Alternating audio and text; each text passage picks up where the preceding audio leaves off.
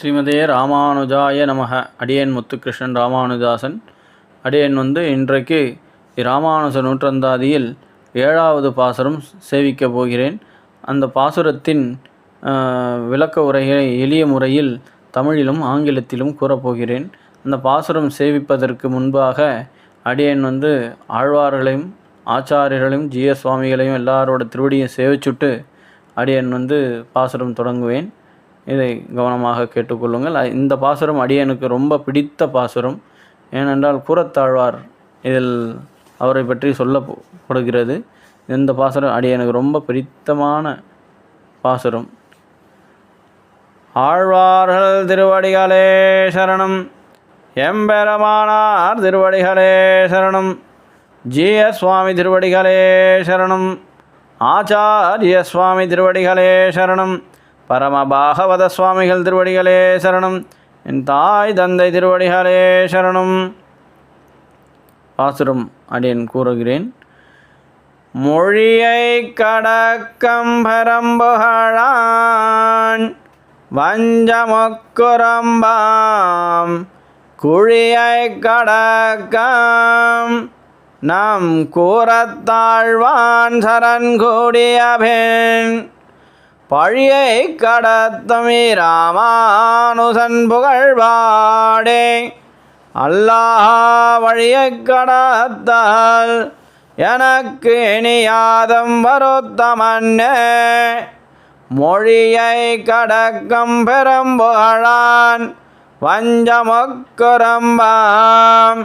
குழியை கடக்கம் நம் கூறத்தாழ்வான் சரண் கூடியபின் பழியை கடத்தம் இராமானுசன் புகழ்பாடே அல்லாஹ் வழியை கடத்தல் எனக்கினியாத வருத்தமன்னே. அடியேன் இப்பொழுது ராமானுஜ நூற்றந்தாதியின் 7வது பாசுரத்திற்கு தமிழிலும் ஆங்கிலத்திலும் அடியேன் விளக்க உரை எளிய முறையில் சொல்லப்போகிறேன். இதில் திருவரங்கத்தமுதனார் அவரை பற்றி சொல்லி இருக்கிறார். அதில் எவ்வாறு நாம் இருக்க வேண்டும், எதையெல்லாம் நாம் செய்யக்கூடாது, எதையெல்லாம் நாம் செய்யணுன்ற மாதிரி அவர் நினச்சி அவரையே பற்றி கூறியிருக்கிறார். இதில் எடுத்துக்காட்டாக கூறத்தாழ்வாரை பற்றி சொல்லியிருக்கிறார். அதாவது கூறத்தாழ்வார் காஞ்சிபுரம் பக்கத்தில் ஒரு 10 கிலோமீட்டர் தூரத்தில், காஞ்சிபுரம் டவுன்லேருந்து கூரம் என்னும் கிராமத்தில் 10 கிலோமீட்டர் டிஸ்டன்ஸில் இருக்கார். அங்கே கூறத்தாழ்வார் நிறைய கைங்கரியங்கள் பண்ணி வந்தார். அவர் பெரிய மகான். அவர் 1000-2000 ஏக்கர் நிலங்கள் உண்டு, இன்னமும் உண்டு. அங்கே தினமும் கைங்கரியங்கள் யார் கேட்டாலும் இல்லைன்னு சொன்னதே இல்லை. ஸோ என்ன மாதிரியான கைங்கரியங்கள் என்னன்னு மக்கள் கேட்டாலும் அனுதினமும் அவர் செஞ்சிட்ருந்தார். ஸோ இப்போ நம்ம அதை பற்றி பேசினா அடியனுக்கு இன்னும் இழுத்துட்டே போயிடும். அதனால் அடியன் இந்த பாசுரத்தின் விளக்க உரையை அடியன் கூறுகிறேன்.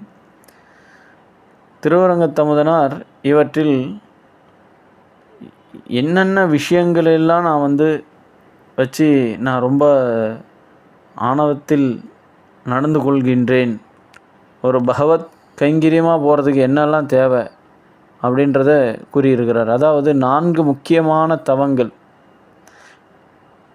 பிறவி, ஞானம், அனுஷ்டானம் ஆகியவைகளால் வரும் அகந்தையை, அதாவது பிறவியிலே நான் உயர்ந்த பிறவி அப்படின்ற மாதிரி கூறுகிறவங்களுக்கும், எனக்கு ரொம்ப ஞானம் உள்ளவன், நான் தான் அறிவாளி, கல்வியிலே நான் சிறந்தவன், அனுஷ்டானம் என்ன மாதிரி யார் இதெல்லாம் எடுத்து செய்கிறது, இப்போ அன்னதானம் பண்ணுறேன் நான் இங்கே இந்த கோவிலில் 1000 பேருக்கு அன்னதானம் பண்ணப்போ, அந்த மாதிரி பெருமையாக பேசிக்கிறவங்க இந்த மாதிரிலாம் இருக்கக்கூடாதுன்னு சொல்ல வர்றார். அதாவது இந்த முக்கிய தவங்களாக பிறவி, ஞானம், அனுஷ்டானம் ஆகியவைகளால் வரும் அகந்தையை கடந்து அதாவது திருவரங்கத்தமுதனார் இந்த மாதிரியான விஷயங்களில் கடந்து புகழ்பெற்ற கூறத்தாழ்வானுடைய திருவடிகளை அடைந்தேன் என்றார். அதுதான் மொழியை கடக்கும் பெரும்புகழான் வஞ்சமுக்குறும்பாம் குழியைக் கடக்கும் நம் கூறத்தாழ்வான் சரண் கூடிய பின். குழியைக் கடக்கும்னா இந்த மாதிரியான செருக்கு, பிறவி, ஞானம் இதெல்லாம் இருந்ததுன்னா குழியில் தான் போய் விழணும். ஆனால் நான் நம் கூறத்தாழ்வாரோட திருவடியை அடைஞ்சேன். ஏன்னா அவர் எவ்வளோ பெரிய மகான். இப்போ தான் சொன்னேன், 1000-2000 ஏக்கர் வச்சு அன்னதான கைங்கரியங்கள் அனுதினமும் நைட்டு 12 மணி வரைக்கும் அன்னதான கைங்கரியங்கள் பண்ணிவிட்டு மணி அடிச்சுட்டு தான் அந்த நடையை சாத்துவாங்க. அதுவே வரதராஜ பெருமாளுக்கும் தாயாருக்கும் என்ன மணி அடிக்கிறாங்களேன்னு கேட்டு அது ஒரு பெரிய விஷயம் நடந்து தான் அந்த பெருமாளும் தாயாரும் ஓஹோ அவ்வளோ பெரிய மகானான்னு சொல்லி பேசிக்கிட்டதுனால ஆழ்வார், புறத்தாழ்வார் அவர் மனைவியோட எல்லாத்தையும் விட்டுட்டு, அவ்வளோ சொத்து பத்து, அவ்வளோ நகை வைரம் வைடூரியங்கள் எல்லாத்தையும் விட்டுட்டு கட்டின துணியுடன் அவர் ஸ்ரீரங்கத்துக்கு அந்த நேரமே அந்த கணமே அவருக்கு தெரிஞ்சிடுச்சு. பெருமாள் ஓ அவ்வளோ பெரிய மகானா, அவ்வளோ பெரிய ஆளான்னு பெருமாள் வரதராஜ பெருமாள் பேசினதை கேட்ட இந்த விஷயத்தை திருக்கச்சி நம்பி சுவாமிகள் மூலயமா குறத்தாழ்வார் போனோடனே, எனக்கு கொடுத்ததே எல்லாம் அந்த நாராயணன், அந்த பகவான் தேவராஜன் தானே, இதெல்லாம் என்னோடய சொத்து, நான் அவ்வளோ பெரிய ஆளுன்னு எப்படி அச்சுச்சோ, நான் பெரிய ஆளே கிடையாதே, அந்த மாதிரி நம்ம செருக்கு அடையவே கூடாது அப்படின்னு சொல்லிட்டு எல்லாமே அப்படியே விட்டுட்டு அவர் அங்கேருந்து அப்படியே நடைபயணமாக ஸ்ரீரங்கம் போய் ராமானுஜர் திருவடியில் சேர்ந்து அவர் திருவடி கைங்கரியமாக ராமானுஜருக்கு சிஷியராக இருந்து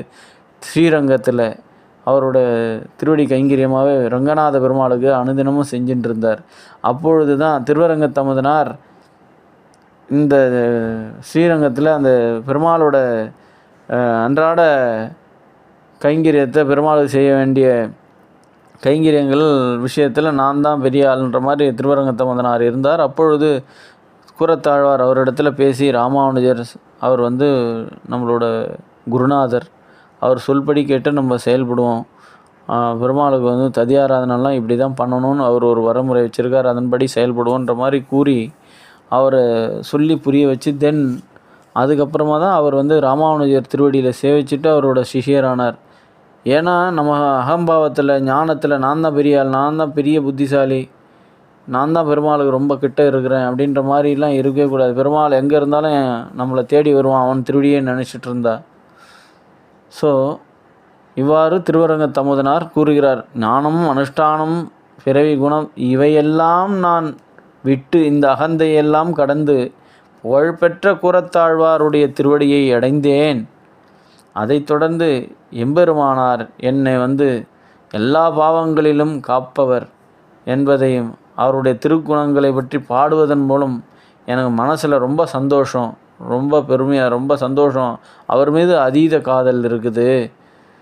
ஸோ ராமானுஜரை பற்றி பாட பாட எனக்கு ரொம்ப சந்தோஷமும் கிடைக்குது. அதனால் என் மனசில் ஒரு பிரேமத்தை உணர்ந்தேன். எனவே இதுக்கப்புறம் எனக்கு நம்ம இயல்பான நிலையில் எதிரான தவறான வழிகளில் செல்லாமல் இருப்பது இனிமேல் எனக்கு சுலபமாயிற்று. இதுக்கப்புறம் எனக்கு எந்த ஒரு தவறான நிலைக்கு நான் போக மாட்டேன். ஏன்னா நான் எம்பெருமானாரை பற்றி கல்யாண குணங்களை பாடுறதும் கூறத்தாழ்வாரோடு சேர்ந்து கைங்கரியங்களில் ஈடுபடுறதும் எனக்கு ரொம்ப சந்தோஷமாக இருக்குது. இனி எனக்கு எந்த ஒரு கெடுதலான நிலைகள் ஏற்படாது அப்படின்னு சொல்லி சந்தோஷமான விஷயத்தை சொல்லி கூறி முடிக்கிறார். இப்பொழுது ஆங்கிலத்தில் என்ன விளக்கம் என்பதை எக்ஸ்பிளனேஷன், சிம்பிள் எக்ஸ்பிளனேஷனை பற்றி நம்ம அப்படின்னு கூறப்போகிறோம்.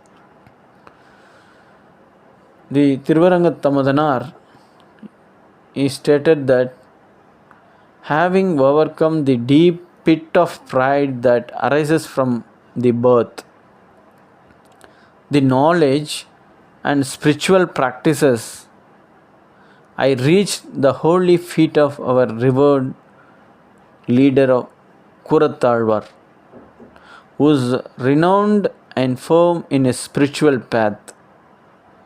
After that, being inspired by love, I began to sing the divine qualities of Sri Ramanujar, that is Emberumanar, who rescue us from sins and other difficulties. Now, avoiding paths that are against our true nature is no longer difficult for me. Thank you.